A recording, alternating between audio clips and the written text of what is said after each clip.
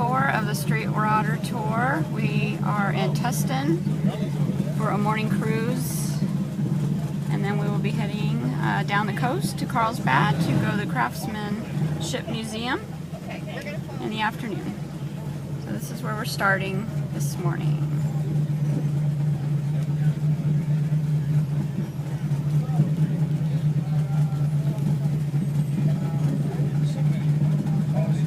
In front of us here we have our friends from Hawaii. They keep that car stored in Las Vegas, Nevada.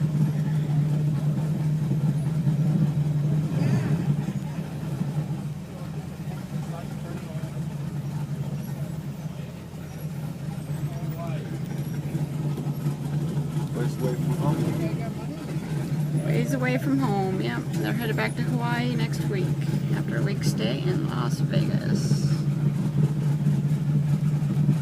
This hot rod. What is it? Can't see, the sun's shining too brightly. It's a newer car. Oh, yeah, it's an electric car. That's the new classic car, 30 years from now, the Prius. Yes, lovely.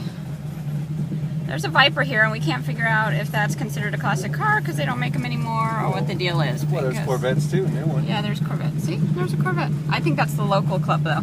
I think we're mixing with the local club today.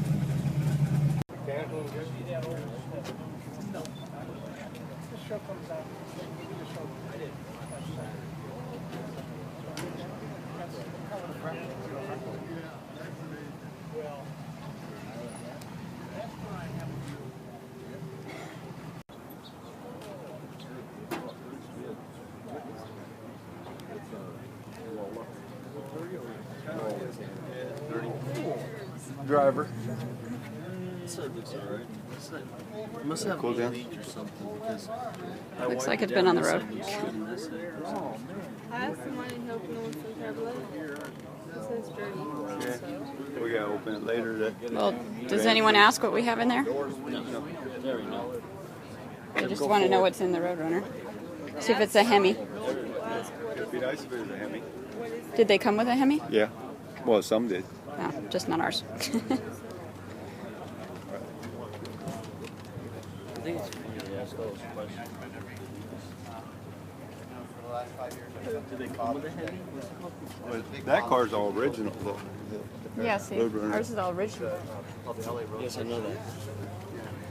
But I think it's funny on your little show that you're trying to do, you always ask.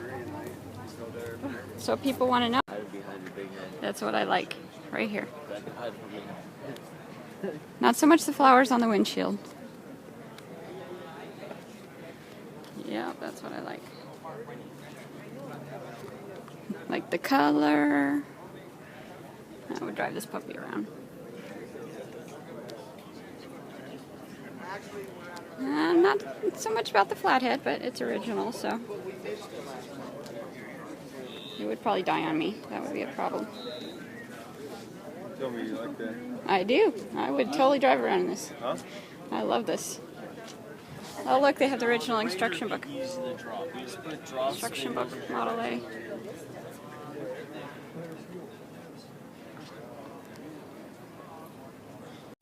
It's the Street Rodder director, tour director, and a Street Rodder car. They have a 1940 that Street Rodder built, and it's been in the magazine. I guess over the last year, pieces, parts, putting it together, and the copper car will be at SEMA next week. We saw it at the Hollywood Hot Rods, and they were just getting ready to ship it to Vegas, so we'll see that in SEMA next week.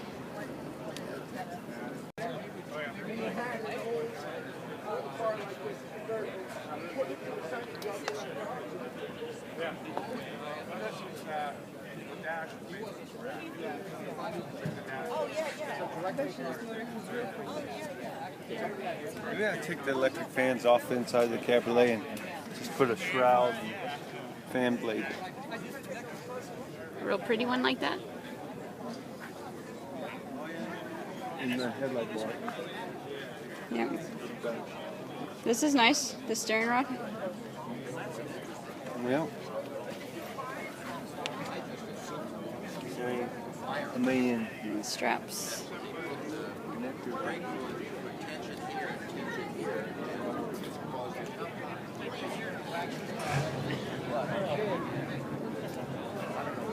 We have the Surfer classic car.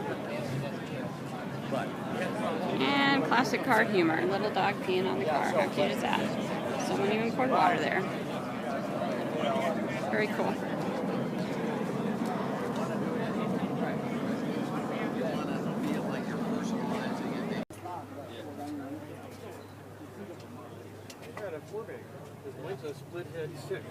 This is the newer version of the old Plymouth. I think Plymouth or Dodge? Super Bee. Dodge, yeah, Dodge Super Bee. And personally, I like this one better just because I never liked the very front ends of the Super Bees, but that's just me. Everyone likes different things. Steve is totally into the Super Bees and Super Birds. Very nice carbon fiber hood.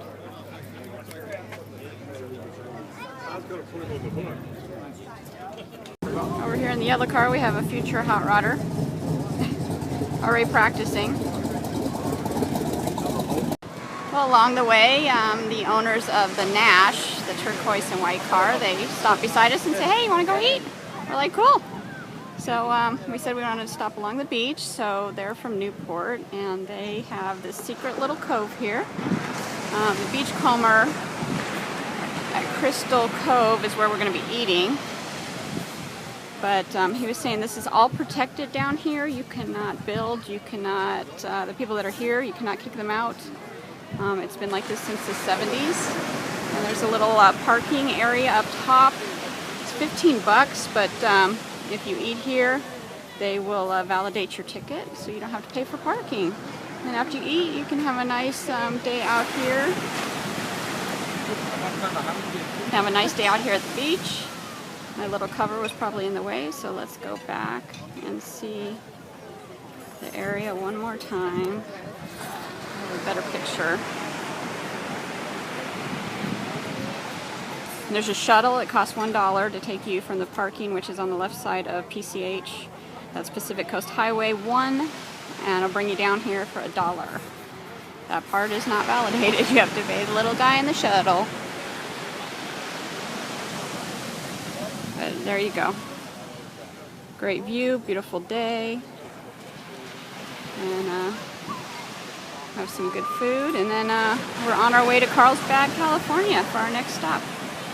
Okay, this is day 4, stop 2 at the Craftsmanship Museum in Carlsbad, California. We're going to be heading to Escondido for the night after this. But let's go check this out. This is a museum of miniatures, basically, and they all run. Let's check this out.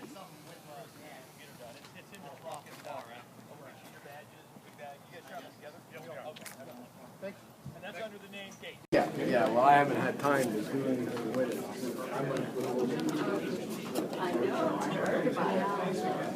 This museum is kept running by donations, so whatever people can give, they do. It is a labor of love. What was in there? What's that? No. 11 years ago.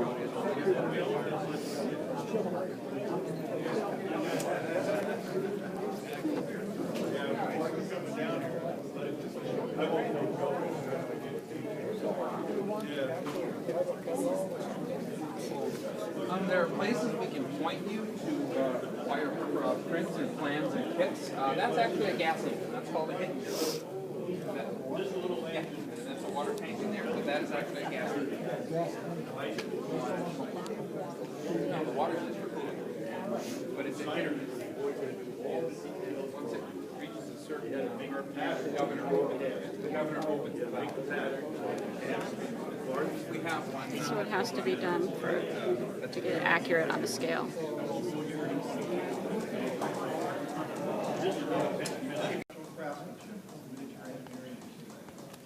Yeah, Joe Martin is here today. He's the gentleman sitting out in front, so we can thank him for all the beautiful displays here. We about 16,000 square feet. A lot of the engines are on loan to us from one of our board of directors members, Paul Knapp. You'll see a lot of the internal combustion engines with the white tags on them are his. The ones with the yellow tags on them belong to the museum. We are always looking for donations or loans of this type of item. If anybody has some nice projects that they've built that they'd like to display here, keep us in mind. That's how we get the displays that we have out here. The money comes from Sherm tools, which are made up the street. Mr. Martin is the owner of Sherm Products. We make miniature lathes and mills. There's a little display of them out right at the very front.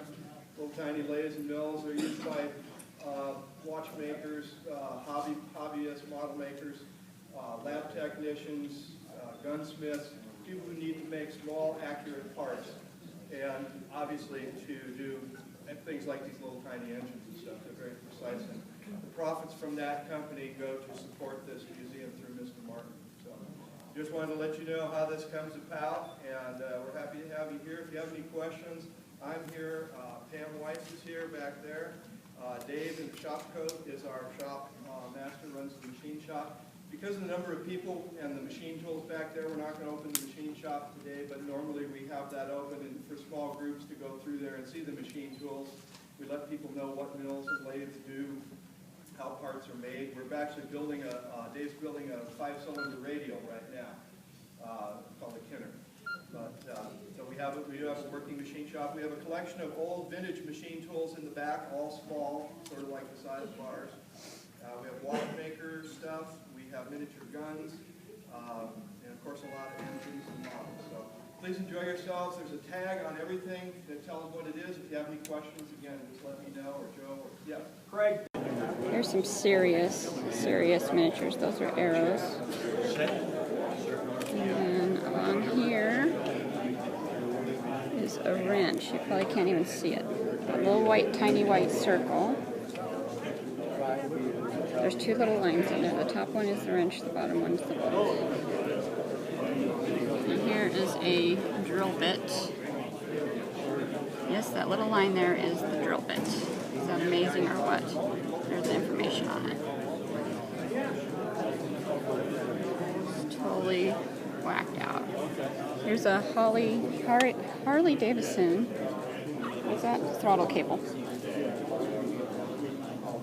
That is a real throttle cable, just in a miniature.